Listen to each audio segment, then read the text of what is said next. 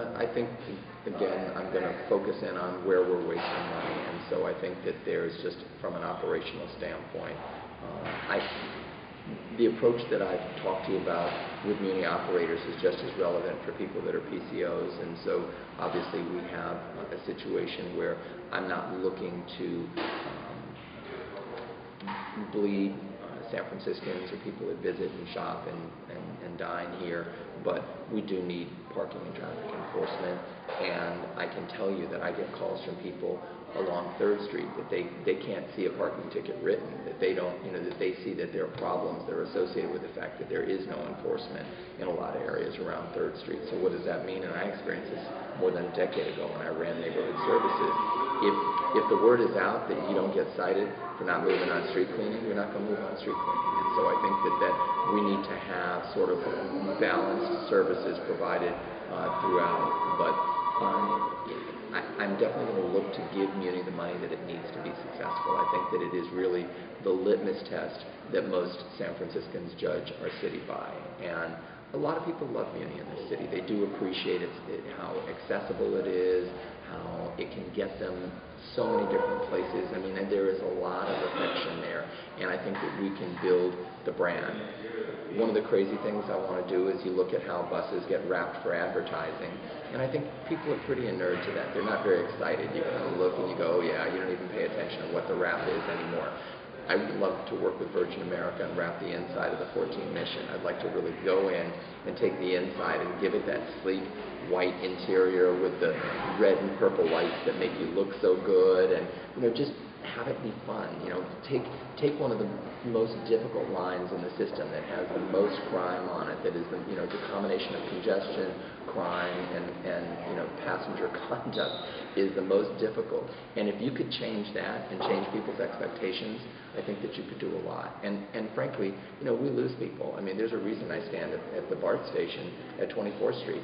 People do not go to the J. I mean, by and large, the passengers are walking right to BART. So there's revenue that we can get if we have a more reliable service and we make some of the TDP improvements around the J. I don't know if people know that the TDP really resulted from me asking for a controller's audit of the J Church, because that was my problem child line. It was the J Church and the 37 were the two that I was constantly, the 37 is a real neighborhood line, but that's what I heard the most about.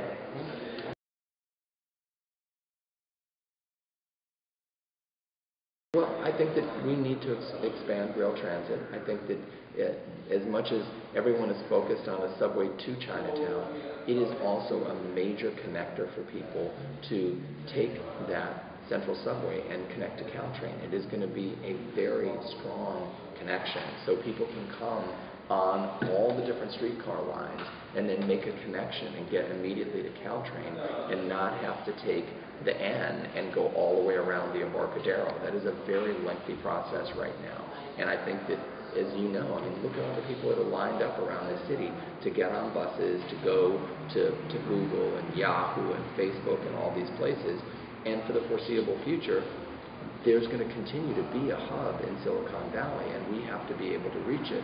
So I think in some ways, I think that the Central Subway Project has been vilified, and I appreciate that there's a civil grand jury report.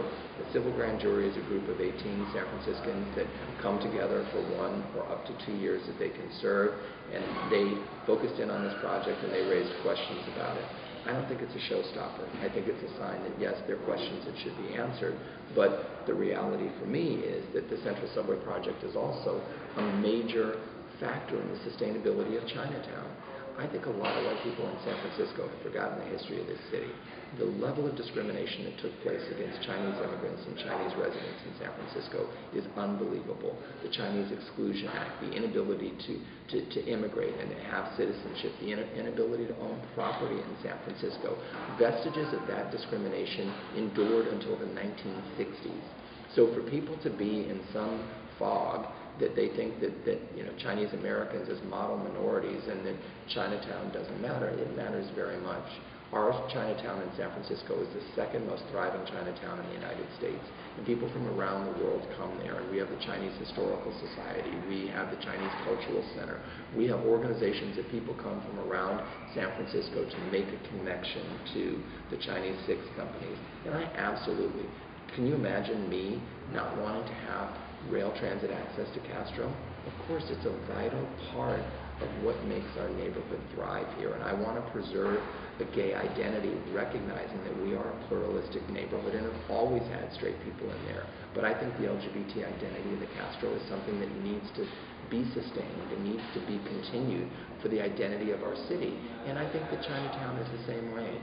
And it's really disappointing to me that there are people who've been signing and supporting the development and the implementation of this project that have decided to go against it because some people are uncomfortable about it. And I'll tell you, I find some of the demagoguery around this issue, I find it very troubling because they focus in on an individual such as Rose Pak, and they don't have any idea that she was the first Chinese American reporter at the Chronicle.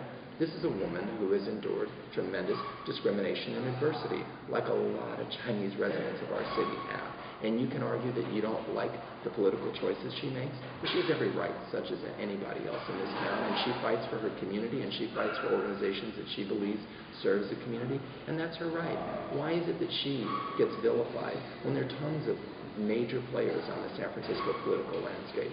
And let me say, Rose Pak is not a huge fan of mine. I would joke that she'd probably run me over in the crosswalk a few years if she could have had a half a chance. So, I just say that I find a little bit of the hypocrisy a little difficult to stomach. 90% of this is going to be paid by the federal government. Nancy Pelosi did an amazing job in Congress. She basically got us local match credit. Everything we spend on 3rd Street Light Rail leverages against federal and state dollars that we're going to get to build the Central Subway project. And there are people that say, I want to build out Geary. I want to build to North Beach. And I say, yes, but you've got to build this line first. This line has been in development. It's been on the ballot. It was on the ballot almost 20 years ago that voters agreed that this was one of the rail transit lines that was going to be established. And to pull the plug on this, we would lose in excess of $100 million. And it's just crazy not to build this. It's going to enable millions of visitors to our conventions that go to Moscone. They're going to have the ability to quickly go to Union Square and to Chinatown. Why wouldn't we do this? Who would want to be mayor that would want to unravel something like this? Not me.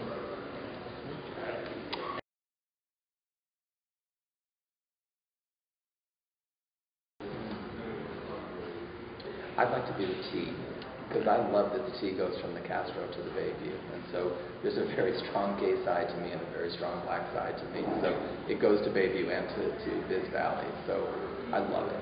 And I love how the T, we underground the utilities on 3rd Street, the streetscape improvements, and I want to see Bayview be vibrant. I talk about having a black agenda for San Francisco.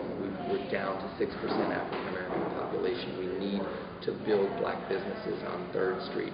We need to recognize that there's a diversity in Bayview that nobody recognizes. We went from 48% black population in Bayview to 32%. 28% Asian and Pacific Islander, 21% Latino. The level of diversity in the Bayview is more than ever. But the reality is that we've got to anchor more black businesses. And so I've definitely been trying to, there are some black-owned businesses in the Castro. Ken Wingard's Design Shop, Castro Bikram Yoga. I've been trying to bring Brown Sugar Kitchen here. So I would say the T really reflects both of me, my black side and my gay side. It's a lot, but it's a long ride. Maybe there's something in that. Okay, that's it. Thank you.